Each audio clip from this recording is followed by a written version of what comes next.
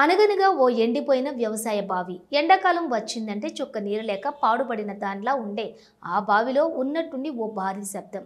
ఆ తర్వాత పైకి ఉపికి వచ్చిన నీరు. సాక్షాత్తు ఆంజనేయ స్వామి ఆ నీటిలో కనిపించాడంటున్న ఓ భక్తుడు.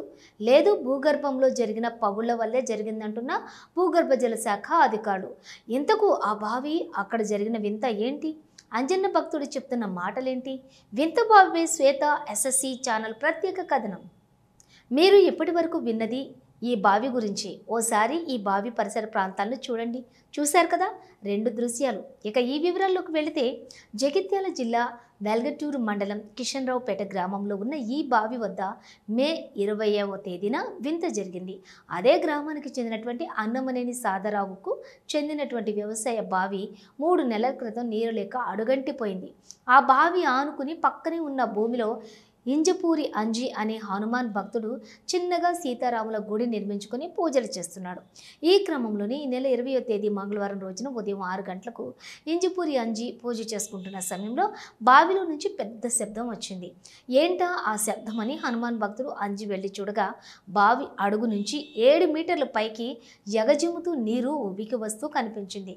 దీంతో ఆ హనుమాన్ భక్తుడు పైకి ఉబికి వస్తున్న నీటి దృశ్యాన్ని తన మొబైల్లో చిత్రీకరించి తమ గ్రామానికి చెందిన వాట్సాప్ గ్రూప్లో పోస్ట్ చేసి ఆంజనేయ స్వామి మహిమగా భావించి పూజలు చేశాడు.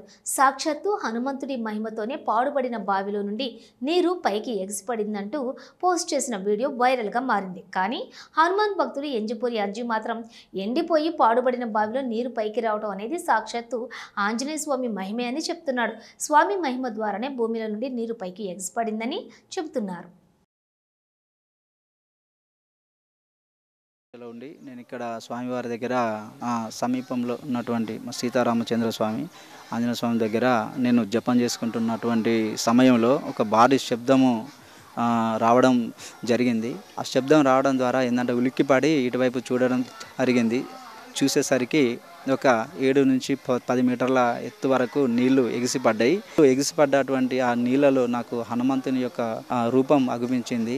స్వామివారి యొక్క నిజరూప దర్శనం కావాలని చెప్పేసి వేడుకోవడం జరిగింది. ఇలా నాకు స్వామివారు ఈ సంఘటనతోటి నిజరూప దర్శనం అయ్యింది అని చెప్పేసి నేను భావిస్తున్నాను. అంజస్వామి ఏదో మామూలుగా విగ్రహ ఉత్సవమూర్తిని తీసుకొని వచ్చి కళ్యాణం చేస్తున్నాడు. దేవుడు లేడు, అసలు దేవుడే లేడు అక్కడ. పేరు ప్రతిష్టల కోసమే తను కళ్యాణం చేస్తున్నాడు అని చెప్పేసి చాలామంది ఎగతాళి చేయడం జరిగింది. బాధపడుతూ, స్వామి నీ నిజరూప దర్శనం ఎన్నాడు, ఇన్ని సంవత్సరాలు నాకు అసలు ఇల్లు లేదు, ఏమి లేదు, అసలు ఏమి లేదు.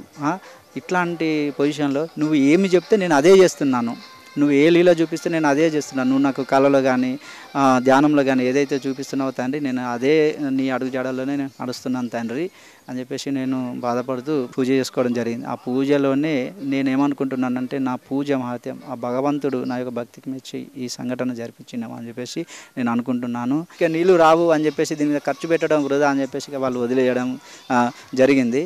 ఇక ఒక వర్షాకాలంలో ఉంటాయి, ఎండాకాలం